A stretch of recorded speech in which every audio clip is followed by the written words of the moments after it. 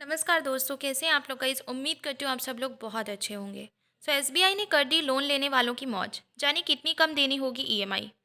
देश भर के बैंक ग्राहकों को अपनी तरफ आकर्षित करने के लिए कई तरह के ऑफर्स पेश करते रहते हैं।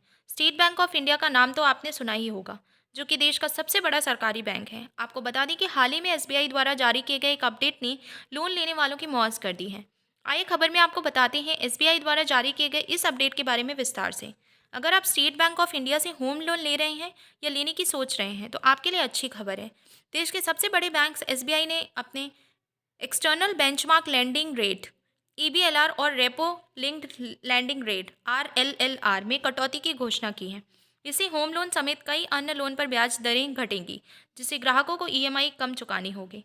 ये फैसला भारतीय रिजर्व बैंक द्वारा हाल ही में रेपो रेट में 0.25% 25 बेसिस पॉइंट की कटौती के बाद लिया गया है। नई ब्याज दरें 15 फरवरी यानी आज से लागू होंगी। लोन लेने वालों को ईएमआई में होगी सहूलियत। एसबीआई ने घोषणा की है कि ईबीएलआर को 9.15% से घटाकर 8.90% कर दिया गया है, जबकि आरएलएलआर अब 8.75% से घटाकर 8.50 हो गया है। इस कटौती का सीधा फायदा उन ग्राहकों को मिलेगा जिनके लोन इन दरों से जुड़े हुए हैं। ब्याज दर में गिरावट से लोन की मासिक किस्त कम हो सकती है या लोन की अवधि कम हो सकती है। हालांकि बैंक में marginal cost based landing rate, base rate और बेंचमार्क प्राइम लैंडिंग रेट में कोई बदलाव नहीं किया गया है। ईबीएलआर और आरएलआर कटौती का असर। एसबीआई ने 1 अक्टूबर 2019 से अपने फ्लोटिंग रेट होम लोन को एक्सटर्नल बेंचमार्क लैंडिंग रेट से जोड़ा था। अब इस दर में 0.25% की कटौती की गई है, जिससे होम लोन, पर्सनल लोन और अन्य खुदरा लोन लेने वाले ग्राहकों को राहत मिलेगी। इसी तरह आरएलएलआर में भी 0.25% की कमी की गई है, जिससे उन ग्राहकों का फायदा होगा जिनके लोन सीधे आरबीआई के रेपो रेट से जुड़े हुए हैं। पुरानी और नई ब्याज दरें।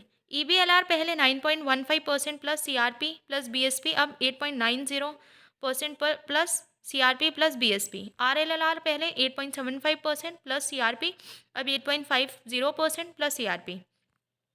किन किन ग्राहकों को होगा इससे फैसले से फायदा? जो ग्राहक फ्लोटिंग रेट पर होम लोन ले रहे हैं, उन्हें इस फैसले से ईएमआई में राहत मिलेगी। नई दरें लागू होने के बाद उनके मासिक भुगतान में कमी आ सकती है या वे लोन की अवधि को कम कर सकते हैं। हालांकि जिन ग्राहकों का लोन एमसीएलआर पर आधारित है, उन्हें इस कटौती का फायदा नहीं मिलेगा। ऐसे ग्राहक चाहें तो अपने लोन को ईबीएलआर या आरएलएलआर से लिंक करवाने के विकल्प पर विचार कर सकते हैं। इस ब्याज दर कटौती के बाद नए लोन लेने वाले ग्राहकों के लिए एसबीआई का होम लोन ज़्यादा आकर्षक हो सकता है।